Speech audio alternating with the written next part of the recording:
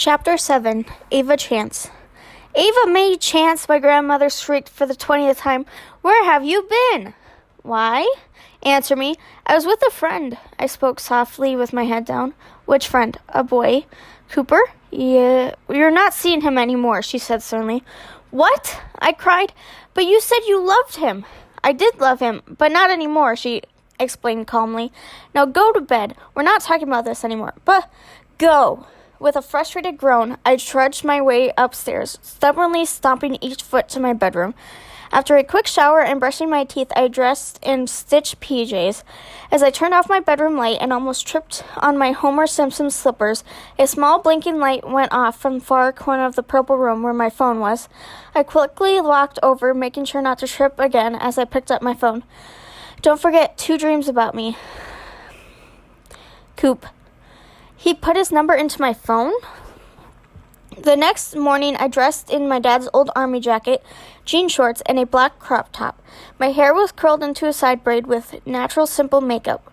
Not making the same mistake again, I ate a whole breakfast as I waited for Grace to pick me up.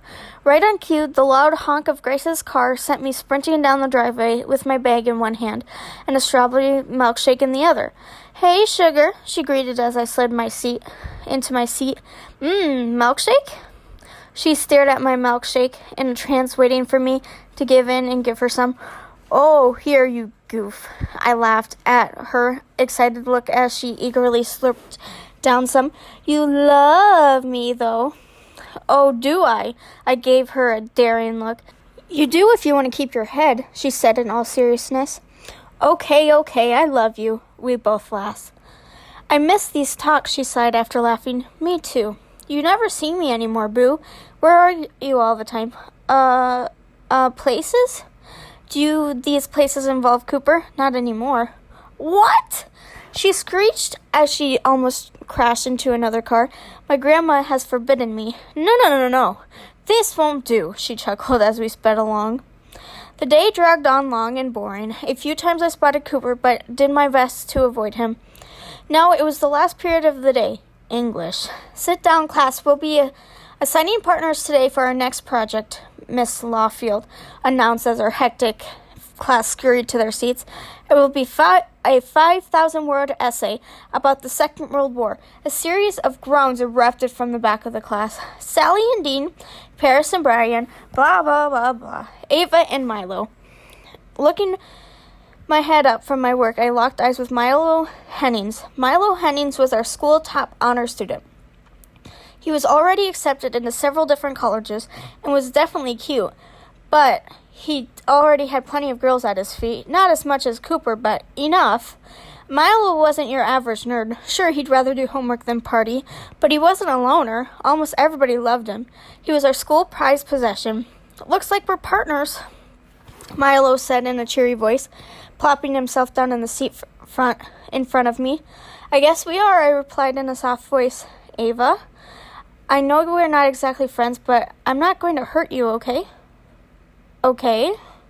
All right, now, what's with you and Cooper? Milo asked halfway through working. Nothing, I muttered, quietly not looking up. Oh, come on, he whined. You're the only girl he will ever talk to. I was starting to think he was gay. We're just friends. Friends with benefits? Just friends. No strings attached. Just friends.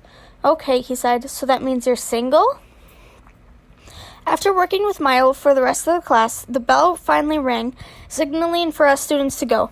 Netflix, here I come. Ava Cooper's voice rang from afar. Or not. Ava? I knew I wasn't allowed to see him anymore, but he was actually nice to me. He noticed me. He was actually one of my few friends, but I've never gone behind my grandmother's back. There were 2 voices in my head, and I could only choose one. Making up my mind, I quickly sprinted down the hallway from Cooper, shoving past people and trying not to drop my books. My brown hair swung across my face as I looked back to see Cooper's tall figure hot on my tail. Slow down, Turbo, he yelled, getting dangerously close. Damn, I forgot he was athletic. I shoved the school doors open to see Grace, already waiting her car in the parking lot. Start the car up, I yelled across the cement area as I ran towards Grace, and as if answering my prayers, a bombardment of girls crowded around Cooper as soon as he exited the school, giving me the chance to get away. Ava, you've hardly touched your food, my grandmother commented, eyeing me as I played with my food. Guess I'm not very hungry, I shrugged. Okay, all right, she sighed. Don't forget, tomorrow your team has to get flu shots after school. Why? I inquired with a hint of annoyance. Because the last time you played all had the flu, and I don't want you to get it. Great, I sighed sarcastically. Apparently there was a lot of sighing happening. I don't need this attitude. Go and get ready for bed, she scolded, obviously frustrated. As I lay in my bed that night, my eyes were finally becoming droopy, and I thought I was finally going to fall asleep. Tap, went something hitting my window. Probably just the wind, I yawned. Tap, I pushed myself up the bed as I rubbed my eyes. Tap, tap, tap. Beep! A quick flash beside me was followed by the obnoxious beep of my phone. Hurry up, I'm freezing. Cooper.